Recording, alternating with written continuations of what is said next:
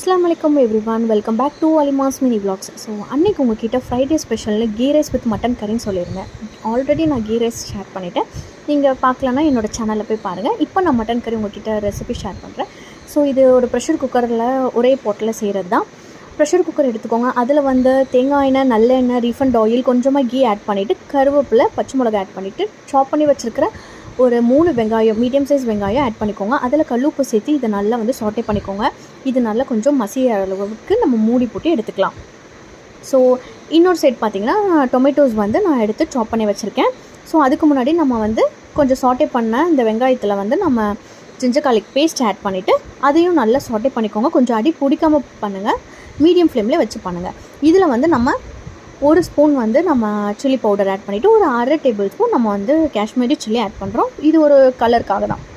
So சாப் பண்ணி வச்சுருக்கிற டொமேட்டோஸை வந்து நம்ம இதில் ஆட் பண்ணுறோம். நான் வந்து 2 பெரிய டொமேட்டோஸ் வந்து சாப் பண்ணி ஆட் பண்ணியிருக்கிறேன்.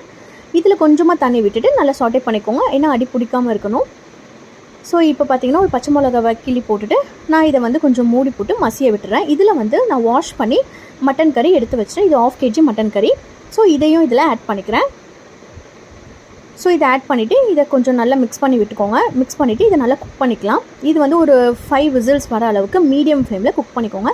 ஃபர்ஸ்ட் விசில் வரைக்கும் ஹை ஃப்ளேமில் வைங்க, மீதி எல்லாமே மீடியம் ஃப்ளேமில் வச்சு குக் பண்ணிக்கோங்க. ஸோ ஒரு இப்போது மசாலா பேஸ்ட் வந்து உங்கள்கிட்ட இப்போ ஷேர் பண்ணுறேன். இப்போ ஒரு மிக்ஸி ஜார் எடுத்துக்கோங்க. அதில் வந்து 10 to 12 கேஷ்யூஸ் எடுத்துக்கோங்க. கசகசா ஒரு 2 டேபிள் ஸ்பூன் எடுத்துக்கோங்க. 2 டேபிள் ஸ்பூன் வந்து சோம்பு எடுத்துக்கோங்க. அப்புறம் ஒரு 2.5 டேபிள் ஸ்பூன் சீரகம் எடுத்துக்கோங்க. ஸோ சோம்பை விட சீரகம் வந்து ஒரு 1/2 ஸ்பூன் அதிகமாகவே இருக்கணும். அப்போ தான் சோம்போட ஸ்மெல் வந்து அதிகமாக காட்டாது, இல்லைனா சோம்பு ஸ்மெல் வந்து அடிக்கும். ஸோ இதில் பார்த்திங்கன்னா நம்ம வந்து கொஞ்சமாக 1/2 ஸ்பூன் வந்து பெப்பர்கார்ன்ஸ் ஆட் பண்ணுறேன். இப்போ இதில் நம்ம தேங்காய் வந்து ஆல்ரெடி நான் வந்து இந்த மாதிரி கிரேட் பண்ணி ஃப்ரீசரில் வந்து ஸ்டோர் பண்ணிப்பேன்.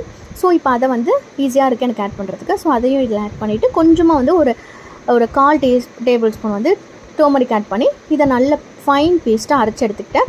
ஸோ ஒரு சைட் பார்த்திங்கன்னா மட்டன் வந்து ஒரு 80% வந்து நல்லா குக் ஆகிடுச்சு. இப்போ இதில் வந்து இந்த பேஸ்ட்டை வந்து நம்ம அரைச்ச பேஸ்ட்டு இதை நல்லா ஃபுல்லாக வந்து இதில் போட்டுட்டு இதை கொஞ்சமாக தண்ணி ஆட் பண்ணிவிட்டு இதை நல்லா வந்து மிக்ஸ் பண்ணிக்கோங்க. இதை மிக்ஸ் பண்ணிவிட்டு இதை மூடி போட்டு ஒரு 3 விசில்ஸ் வந்து ஒரு மீடியம் ஃப்ளேமில் வச்சு வர அளவுக்கு குக் பண்ணி எடுத்துக்கோங்க. ஸோ இதில் கொஞ்சமாக க்ரீன் சில்லி, கொஞ்சமாக வந்து கொத்தமல்லி போட்டு இதை மூடி போட்டு நான் குக் பண்ணி எடுத்துக்கிறேன். ஸோ இப்போ பார்த்திங்கன்னா ஒரு 3-4 விசில்ஸ் வந்து நல்லா குக் ஆகிடுச்சு.